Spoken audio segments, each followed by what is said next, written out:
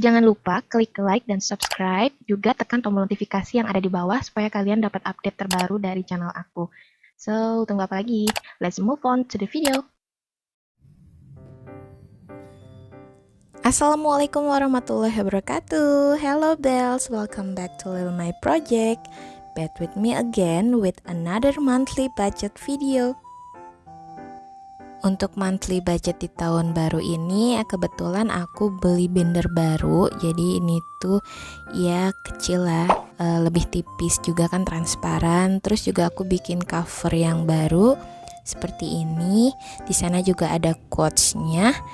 Never spend your money before you have it, dari Thomas J. Nah itu tuh quotes-nya emang menampar sekali ya. Kalau nggak punya duit ya ngapain gitu ngabisin uang.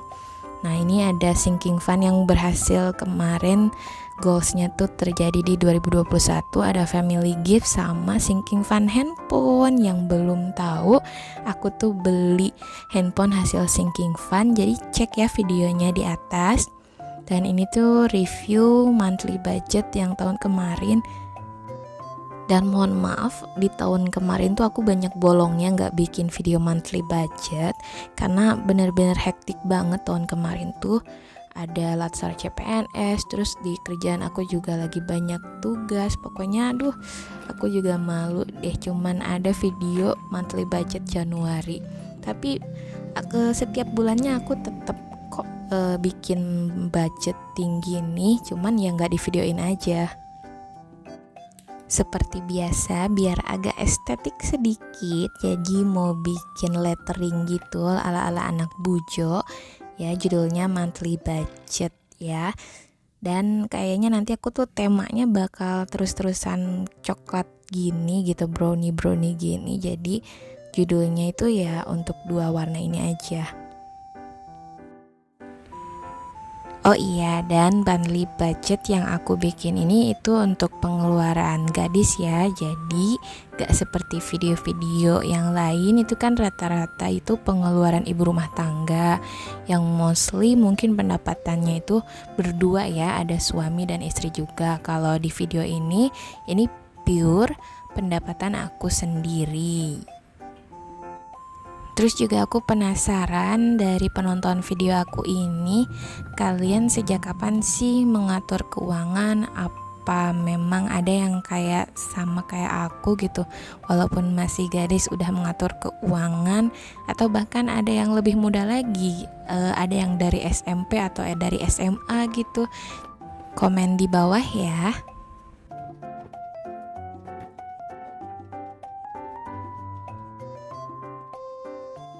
Tabel pertama yang kita bikin itu untuk income atau pemasukan. Nah, di sini tuh ada pemasukan yang tetap sama pemasukan yang tidak tetap. Dan alhamdulillah di tahun ini ada kenaikan pemasukan. Untuk gaji aku sendiri itu kan karena aku udah 100%, jadi ada kenaikan. Sekarang gaji aku 2.500.000 lah aku anggarkan. Dan untuk di bawahnya aku masih kosongin untuk pendapatan tidak tetapnya, karena memang setidak tetap itu sambilan aku tuh sebagai guru privat kan sama bimbel. Jadi ya untuk privat kan pendapatan itu gimana pertemuan dihitungnya. Kalau bimbel sih itu mungkin ada tetapnya juga, cuman gak aku terima di awal bulan. Maka dari itu pendapatan yang tidak tetap dari hasil kerja sambilan aku tuh nanti aku alokasikan ke sinking fund atau tabungan dana darurat atau tabungan challenge yang lain.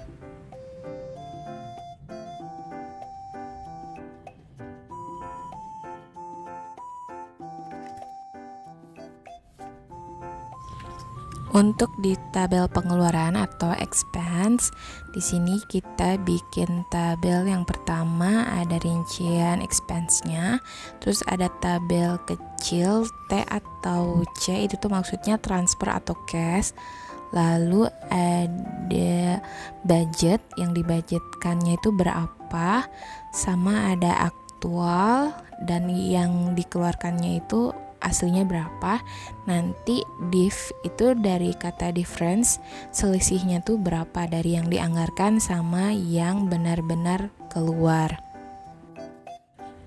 Pengeluaran wajib yang pertama ada wifi, ini iuran ya sama papa aku setengah-setengah, dan aku bayarnya 150 dianggarkannya. Lalu yang kedua ada bensin, karena semenjak aku kerja sambilan tuh pengeluaran bensinnya bisa 2 kali lipat, jadi aku anggarkan 50.000 bensin motor ya. Dan ada jajan, karena Desember aku keluar banyak, jadi aku mau nekan di alokasi jajan Januari cuman 200.000. Lalu ada iuran PGRI 50.000. Terus selanjutnya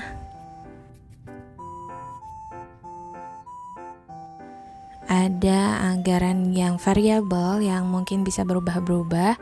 Ada kuota, ini ditransfer, aku anggarkan 50.000.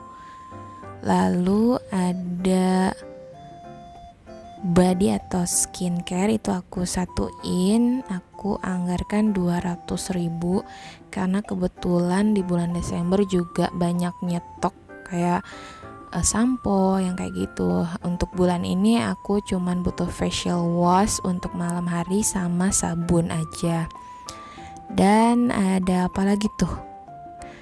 Oh ya, uang jaga-jaga aku anggarkan 200.000 untuk misalnya ada yang undangan atau ada iuran apa yang belum teranggarkan. Dan ini ada untuk Shopee, jadi rencananya aku mau belanja gitu di Shopee, aku anggarkan 100.000. Dan ada untuk emas juga, jadi aku kan mau tuker tambah emas, jadi mau diganti gitu ya, dan mungkin kekurangannya tuh sekitar segitu 600.000. Lalu ada sedekah 50.000 sama clothing. Nah di sini kalau misalnya jadi aku mau jahit baju seragam, jadi aku anggarkan 150.000. Selanjutnya untuk tabungan, di sini aku anggarkan emergency fund 200.000 untuk dana darurat ya. Lalu untuk sinking fund juga kurban 100.000. Lalu ada family gift, aku anggarkan 100.000. Sama lemari nih, untuk tahun ini goals aku ada sinking fund besar sama sinking fund kecil. Yang kecil itu salah satunya lemari. Dan terakhir untuk investasi, ini transfer 200.000.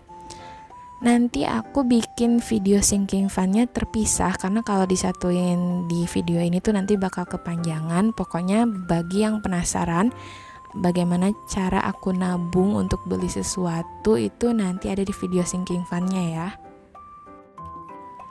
Aku baru sadar kalau yang aku pakai itu kertas yang tipis, jadi itu yang dot tapi tipis. Harusnya aku pakai yang 100 GSM biar nggak tembus, dan baru sadar tuh pas ngebuka halamannya tadi ternyata tembus. Makanya untuk di halaman selanjutnya aku bikin di lembar baru. Ini tuh ada tantangan no spend, yang artinya tuh perharinya kita bisa nggak nih nggak jajan atau nggak ngeluarin uang yang di luar anggaran. Misalnya kan tadi jajannya cuma 200.000 kan untuk sebulan. Nah setiap harinya tuh kita ada cheating nggak, atau keluar jajannya tuh yang berlebih gitu, misalnya makan di luar atau malah menggunakan uang jajan tuh untuk kepentingan yang lain. Pokoknya itu ya tantangannya.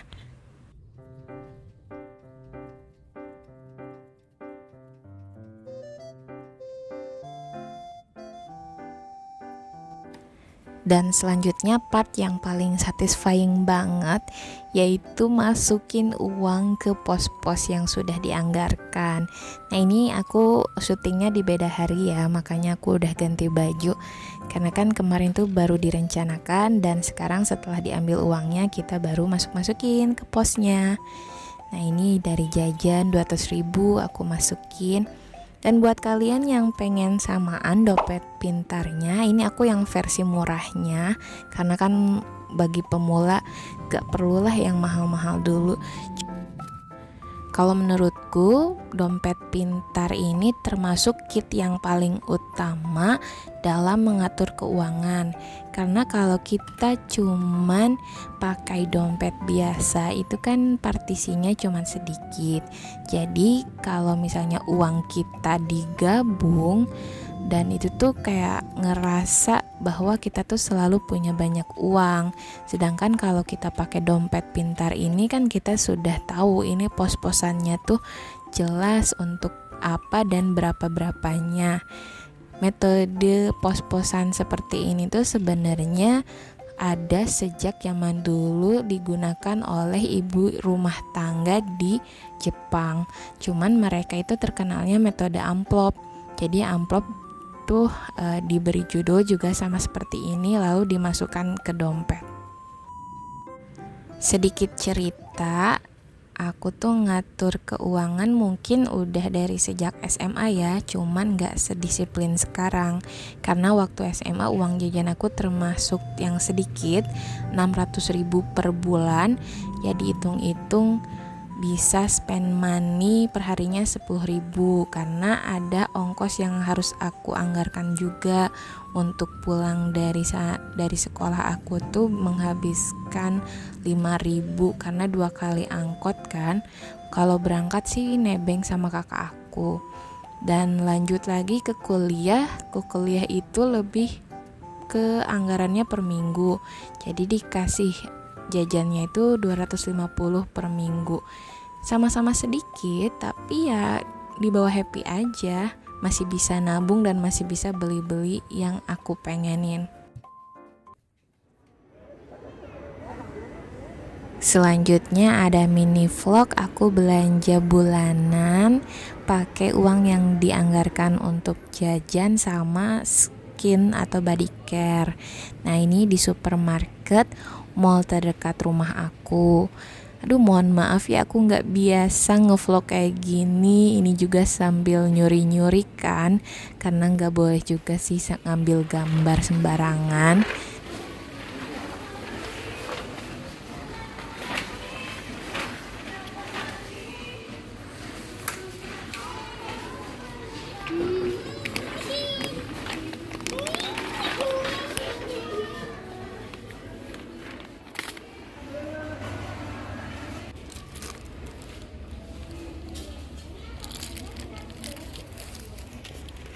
Sekian video dari aku, semoga dapat memotivasi teman-teman semua yang nonton.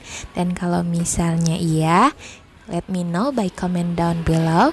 Jangan lupa subscribe dan share ke semua media sosial yang kalian punya. See you. Wassalamualaikum warahmatullahi wabarakatuh.